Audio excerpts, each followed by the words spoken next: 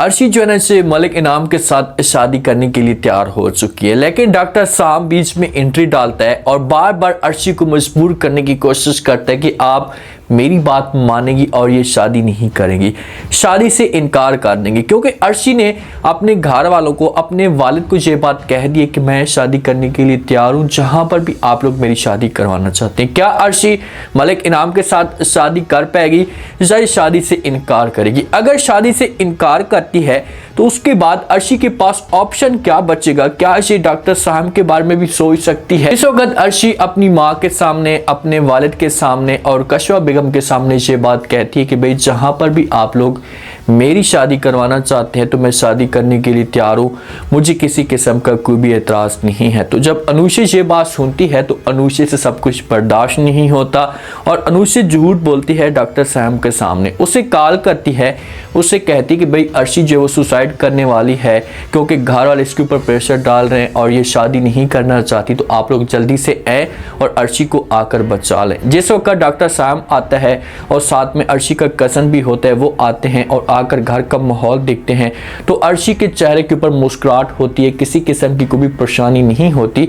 तो जो अनुषा होती है ये साम को सब कुछ बताना शुरू कर देती है, सारी की सारी कहानी इसके सामने रख देती है कि भाई ये जो शादी के लिए हाँ कर चुकी है और ये शादी करना चाहती है, चाहे जो कुछ भी हो जाए मैं ये सब कुछ बर्दाश्त नहीं करूंगी। जिस वक्त डॉक्टर साम ये बात सुनता है ना तो ये इनकार कर देता है, ये फौरन जवाब देता है अनुषा को, उससे कहता है कि चाहे जो कुछ भी हो जाए अर्शी अगर हाँ करती भी है तो मुझे कोई एतराज़ नहीं है, लेकिन मैं ये सब कुछ नहीं होने दूंगा। तो आगे से अनुषा जब ये अल्फाज सुनती है तो अनुषा बड़ी खुश होती है क्योंकि अनुषा साम और अर्शी को एक साथ देखना चाहती। इसी वजह से अनुषा जो होती है ना ये डॉक्टर साहब की तारीफें करना शुरू कर देती है और इससे कहती है कि आपकी ना आपने हीरो वाली बात, मैं यही सब कुछ चाहती थी कि भाई कोई आकर बीच में बोले और ऐसा की बात करे और मुझे पूरा यकीन है कि आप किसी भी तरह से इसे शादी रुकवाएंगे और अर्शी को अपने साथ लेकर चले जाएंगे। तो बीच में अर्शी बोल पड़ती है, अर्शी कहती कि भाई नहीं मुझे किसी किस्म का कोई भी एतराज़ नहीं है, मैं हसूद में जो वो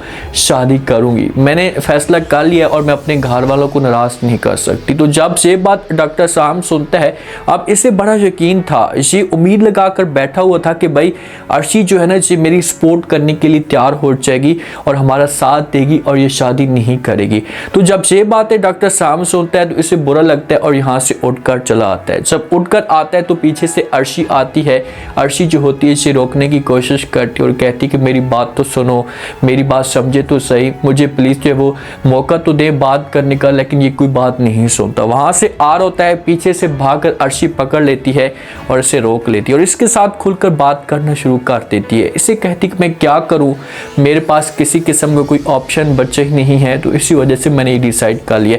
लेकिन डॉक्टर साहब जो होगा ना ये मजबूर करेगा और अर्शी को बोलेगा और कहेगा कि भाई आपने इनकार करना है क्योंकि मैं आपको किसी और का होते हुए बर्दाश्त नहीं कर सकता। अब अर्शी को मुकम्मल तौर पर यकीन हो चुका है, अर्शी ये समझती है कि ये जो बंदा है ना ये मेरे साथ मोहब्बत करता है, लेकिन फिर भी ये जलाने के लिए या मज़ीद तड़पाने के लिए इस तरह की डिसीजन ले रही है। कितना सब कुछ हो चुका है और ये बंदा इसके लिए इतनी कुर्बानियाँ दे रहा है तो इसका हक बनता था कि ये इसके बारे में सोचती और अपने घर वालों के साथ खुलकर बात करती। अगर यही अर्शी जाती है और जाकर औसाफ के सामने ये बात करती है, अपने वालिद को कहती है कि भाई मैं शादी नहीं कर सकती, मैं साहब के साथ मोहब्बत करती हूँ, उसके साथ शादी करना चाहती हूँ, तो औसाफ जो होगा उसे दिल के साथ ये बात मान लेगा और अर्शी को बोलेगा कि ठीक है भाई आप शादी करना चाहती हैं तो कर सकती हैं। जो अनुषा होती है ये अर्शी के ऊपर तांस करना शुरू कर देती है, अर्शी को कहती कि अर्शी तो मेरा मान थी, मेरा फ़ख्र थी, मैं तो आपके ऊपर जो है वो यकीन करती थी, लेकिन आपने जब से सब कुछ किया है तो उसके बाद मेरा सारा का सारा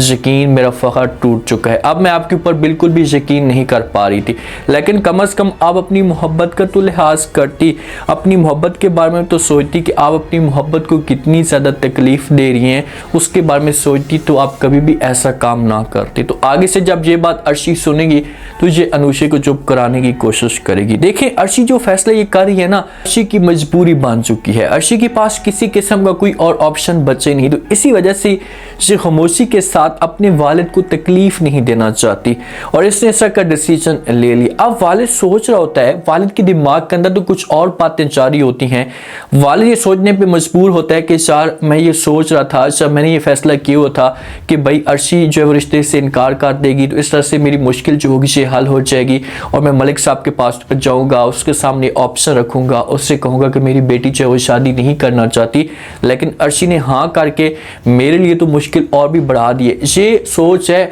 औसाफ की। औसाफ अपनी बेटी के बारे में ये सोच रहा है। ठीक है, औसाफ इस वक्त अपनी फैमिली के साथ गलत कर रहा है, अपनी बेटियों के साथ गलत कर रहा है, लेकिन इसकी सोच नेगेटिव नहीं है। अगर अर्शी जाकर इनकार कर देती और अपने वालिद को कहती कि मैं मलिक के साथ शादी नहीं कर सकती, तो औसाफ जो होता ना, इसे अपनी बेटी की सपोर्ट करता, इसे कहता कि भाई जहां पर भी तुम शादी करना चाहती हो कर सकती हो, मुझे किसी किस्म का कोई भी एतराज़ नहीं। लेकिन आगे से अर्शी की सोच कुछ और थी।